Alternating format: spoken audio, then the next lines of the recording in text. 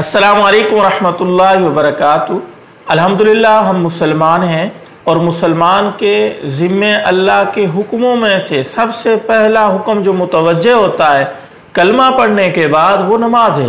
नमाज पढ़ने में अक्सर मुसलमान लापरवाही बरतते हैं, बिल्कुल ही नहीं पढ़ते। कुछ मुसलमान नमाज पढ़ते हैं और कुछ ऐसे हैं कभी पढ़ ली कभी छोड़ दी, और कुछ ऐसे हैं कई दफ़ा कई लोगों ने कहा है कि हम नमाज की पाबंदी करना चाहते हैं, 5 वक़्त जमात के साथ मस्जिद में नमाज पढ़ना चाहते हैं, लेकिन हमसे हो नहीं पाता, कभी पढ़ते हैं कभी छूट जाती है।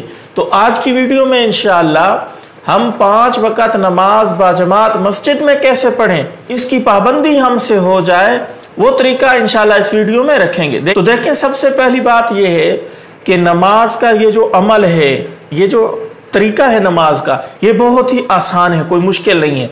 मुश्किल क्या है कि 5 वक़्त मस्जिद में जाके जमात के साथ पाबंदी के साथ नमाज पढ़ना, ये काम मुश्किल है, बहुत ही ज़्यादा मुश्किल है। लेकिन नमाज इसलिए मुश्किल है कि इस नमाज में छुट्टी नहीं है।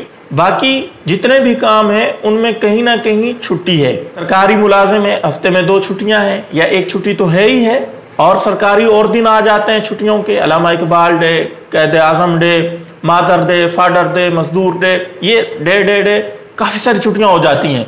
लेकिन नमाज के अंदर कोई ऐसा दिन नहीं आता कि इंसान को अल्लाह की तरफ से हुक्म हो कि आज तूने नमाज नहीं पढ़नी है 24 घंटे में 5 वक़्त नमाज पढ़नी है। तो ये पाबंदी करना, ये काम मुश्किल है। तो पता चला कि नमाज की पाबंदी करना इंतहाई मुश्किल है।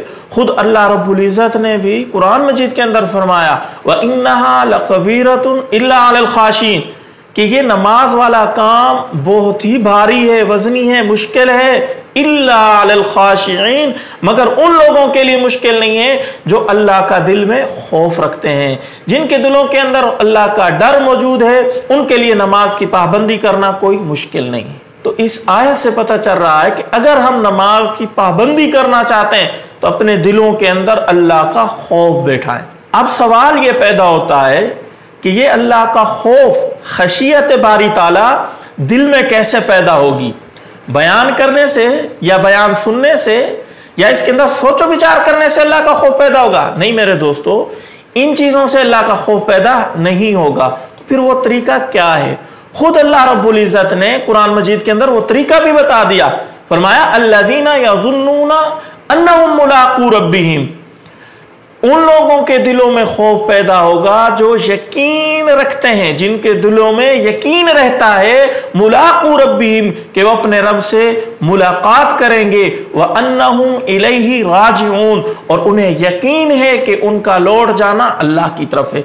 एक ना एक दिन वो दुनिया से रुखसत होके अल्लाह से मुलाकात करेंगे, अल्लाह के पास चले जाएंगे। यकीन माने मेरे दोस्तों, हर बीमारी का इलाज यही है कि हमने लौट के अल्लाह के पास जाना है।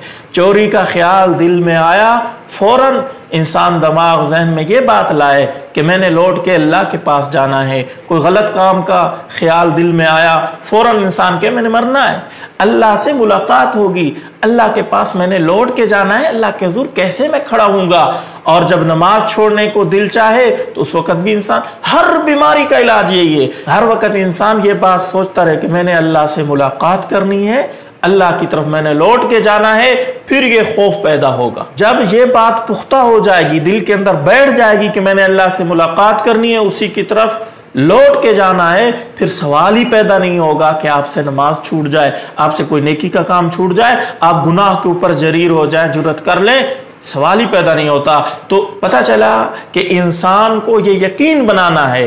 यकीन अगर होगा तो फिर नमाज पढ़ना मुश्किल नहीं होगी। यकीन क्या? अल्लाह से मुलाकात करनी है, अल्लाह की तरफ लौट के जाना है। आज 95% मुसलमान नमाज नहीं पढ़ रहे, सिर्फ 5% मुसलमान नमाज पढ़ रहा है। तो किसकी कमी है? यकीन की कमी है। इसी यकीन की मेहनत के लिए दावत और तबलीग वाला काम है। इसके अंदर वक्त लगाएं, इस काम को सीखें, मेहनत करें, यकीन बनेगा। जब यकीन बन जाएगा तो नमाज की पाबंदी और दूसरे कामों की पाबंदी मुश्किल नहीं रहेगी। और इसके साथ साथ इंसान को जब भी कोई मुसीबत पहुंचे, कोई गलत चीज़ इंसान को मुतासर करने लगे, तो फौरन इंसान की तवज्जो इस तरफ जानी चाहिए। अल्लाह रब्बुल इज्जत ने कुरान मजीद के अंदर नेक लोगों की सिफात बयान करते हुए फरमाया, अल्लज़ीना इज़ा असाबतहुम मुसीबतुन क़ालू इन्ना लिल्लाहि व इन्ना इलैहि राजिऊन। अल्लाह फरमाते हैं कि नेक लोग जो होते हैं ना, उनके अंदर ये सिफ़त पाई जाती है कि जब भी उनको कोई मुसीबत पहुंचती है, मुसीबतुन कोई भी मुसीबत पहुंचती है, तूफान आ गया, आंधी आ गई, माल उनका ज़ाय हो गया, औलाद चली गई, तो वो क्या कहते हैं, क़ालू इन्ना लिल्लाहि, हम अल्लाह के लिए हैं, व इन्ना इलैहि राजिऊन, और हमने अल्लाह की तरफ लौट के जाना है। ये नेक लोगों की सिफात है। तो अपने अंदर ये सिफत पैदा करें, इंशाअल्लाह आपके लिए नमाज की पाबंदी और दूसरे नेक कामों की पाबंदी मुश्किल नहीं रहेगी। अल्लाह ताला मुझे भी अमल की तौफीक बख्शे, आप सामीन को भी। ये क्लिप अच्छा लगा है तो उसको शेयर ज़रूर कीजिएगा। अस्सलामु अलैकुम व रहमतुल्लाहि व बरकातुहू।